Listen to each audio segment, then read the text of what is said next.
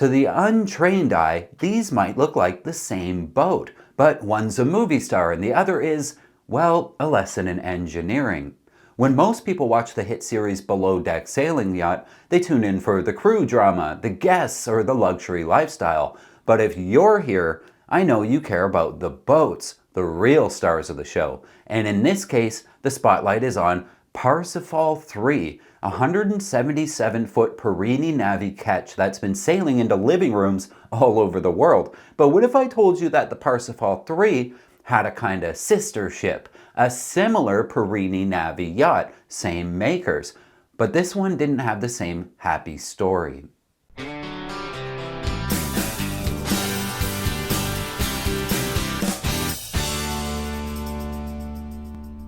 I'm talking about the Bayesian, another Perini Navi build that tragically sank. And if you look closely, these two sailing yachts do look eerily similar. But how similar? Before we dive into these boats, let's set the stage. Both Parsifal III and Bayesian were built by Perini Navi, an Italian yard founded in 1983 by Fabio Perini. Perini was an innovator. He wasn't just building boats, he was redefining what a sailing superyacht could be. His vision was simple. Sailing yachts over 40 meters should be manageable. They shouldn't need 30 sailors on deck sweating over halyards. Instead, they should use automation, hydraulics, and push-button sail control so the yacht could be run by just a handful of trained crew. That innovation gave us some of the most iconic sailing yachts in the world: the Maltese Falcon, Spirit of the Seas, Seahawk, and of course, Parsifal III and Bayesian. Launched in 2005, Parsifal III is a 54-meter yacht, or 177 feet long, designed by Perini Navi with naval architecture from Ron Holland. She's a ketch rig, so 2 masts, her biggest difference from the Bayesian, with the main mast forward and a slightly shorter mast aft. That setup helps balance her massive sail plan, which comes in at over 20,000 square feet of sail area. That's more sail than most marinas have dock space.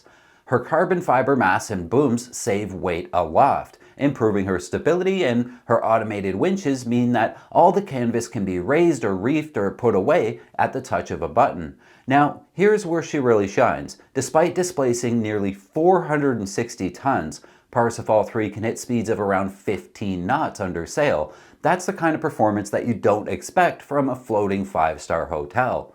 And speaking of 5 stars, her interior is pure Scandinavian modern, light woods, minimalism, panoramic windows, and room for 12 guests.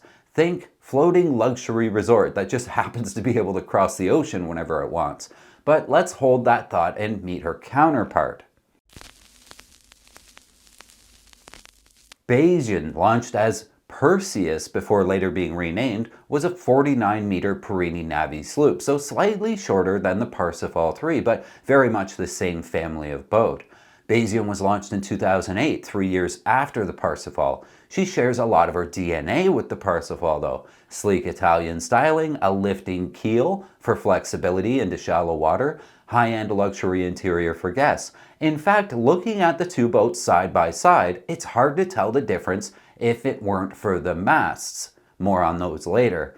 By all accounts, Bayesian was every bit as stunning as Parsifal III, but in August 2022, disaster struck. While anchored, Bayesian reportedly began taking on water. Despite the crew's efforts, the flooding couldn't be controlled, and she eventually sank. It was a sobering reminder that no matter how advanced or expensive, boats are still vulnerable to design flaws, maintenance issues, or just plain bad luck.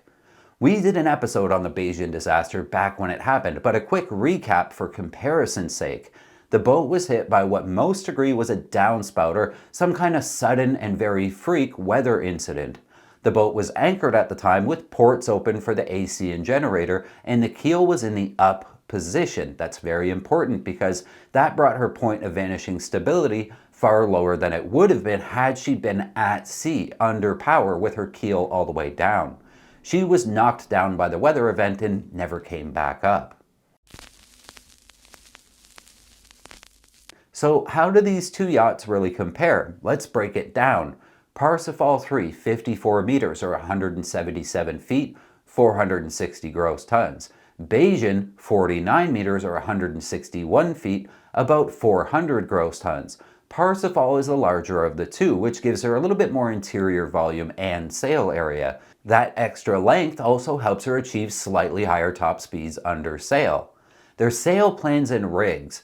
Parsifal III has two shorter masts, while the Bayesian had one very large mast.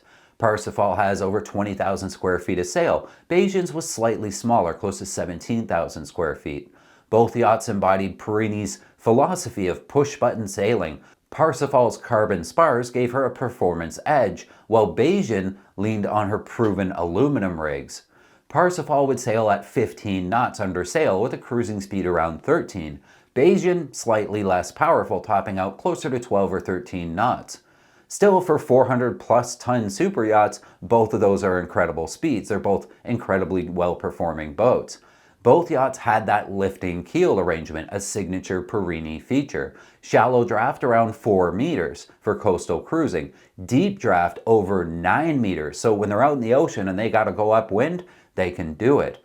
This made both yachts very capable of slipping into the shallower anchorages or powering through an offshore race course. While Parsifal III went for Scandinavian minimalism inside, Bayesian had a warmer, more classic Italian interior. Think dark woods, plush furnishing, and timeless luxury. Both could host around 10 to 12 guests in complete and total comfort. So what do Parsifal III and Bayesian actually teach us? Perini Navi knows what they're doing when they make super yachts. Both of them were a marvel of engineering. But the Bayesian yacht sported that single mast by request of the client who had her built. It's almost like hubris. At the time, that mast was the tallest mast on a sailboat in the world. Still today, it's the tallest one made out of aluminum. While their other yachts, Perini Navi's other builds, went with two shorter masts, a catch rig, to keep things more reasonable. That taller mast meant a lot more weight and windage up high, while the shorter pair of masts were less susceptible to the forces of nature. When discussing the Bayesian, all the experts agree the mast was a bit extra. Bayesian's sister ships, built at the same time as her, all sported more than one mast, but that client wanted the one mast, the biggest mast in the world. The other ones were much shorter than Bayesian's, and none of them have gone down, been knocked over, or had any other issues of note. Parsifal III isn't just famous because of Below Deck. She's famous because she represents the best of Perini Navi's design philosophy, a yacht that sails beautifully, pampers her guests, and has proven her seaworthiness over nearly 2 decades. While Bayesian's story ended in tragedy, Parsifal III continues to show off what a modern sailing superyacht can be: fast, safe, and spectacular. So the next time you're watching Below Deck Sailing Yacht and the crew is caught up in another round of onboard drama, take a moment to appreciate the boat beneath their feet. Parsifal III isn't just a backdrop, she's a cutting-edge sailing machine with a pedigree that links her to yachts like the Bayesian, but her catch rig with 2 masts proving to be the right choice for a boat this big. For more deep dives into sailboats, make sure you hit subscribe to this channel and hit the thumbs up button if you like these sort of videos. If you want to read up on a more realistic sailing yacht, we just published an article on the Endeavour 32. She's not a super yacht, but if you plan to sail to the Caribbean with your family, she might just make your short list. I'll link that in the description for you. That's it for this week, folks. I hope to see you guys next time.